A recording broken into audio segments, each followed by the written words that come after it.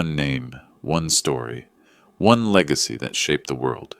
Welcome to Timeless Voices, where legendary lives come to life. He spent 27 years in prison and came out to unite the country that locked him away. This isn't just a story about a man, it's the story of how one soul changed a nation.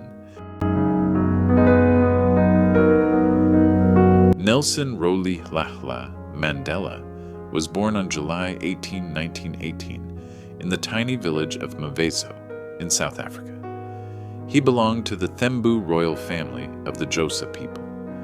His father, a local chief, died when Mandela was just 9 years old.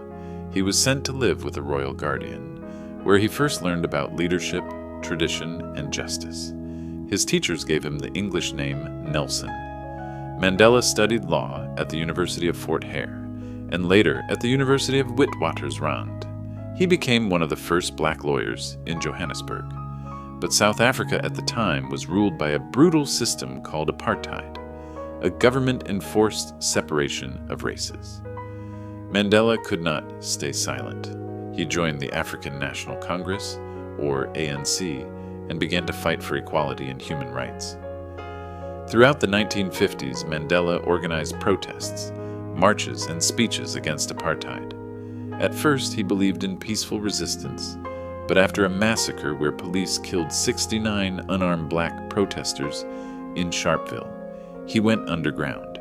He co-founded a militant wing of the ANC called Umkhonto we Sizwe, the Spear of the Nation. In 1962, Mandela was arrested. He was sentenced to life in prison for sabotage and conspiracy against the government. Mandela spent 27 years in prison, mostly on Robben Island. He lived in a tiny cell with no bed and no plumbing. He broke rocks under the sun and was only allowed one visitor every 6 months. But he never gave up.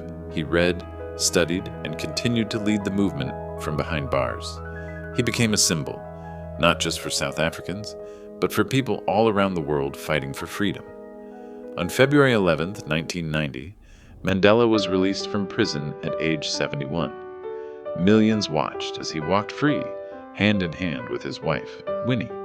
He called for peace, not revenge. Just 4 years later, in 1994, South Africa held its first democratic election. Black and white citizens voted together, and Nelson Mandela became the first black president of South Africa. As president, Mandela focused on reconciliation. He created the Truth and Reconciliation Commission to confront the horrors of apartheid without more violence. He united the country through sport, famously supporting the mostly white national rugby team in 1995. He served only one term, then peacefully stepped down in 1999. Mandela received more than 250 awards, including the Nobel Peace Prize in 1993. He spent the rest of his life working for peace, education, and the fight against poverty and history. Nelson Mandela passed away on December the 5th, 2013, at the age of 95. The world mourned a giant, a man who chose forgiveness over hatred, unity over division. He taught us that courage is not the absence of fear, but the triumph over it. He showed us that one person can change the world. As he once said, "It always seems impossible until it's done."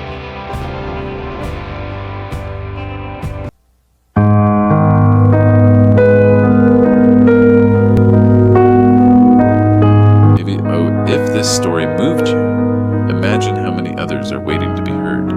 Subscribe to Timeless Voices, where history speaks.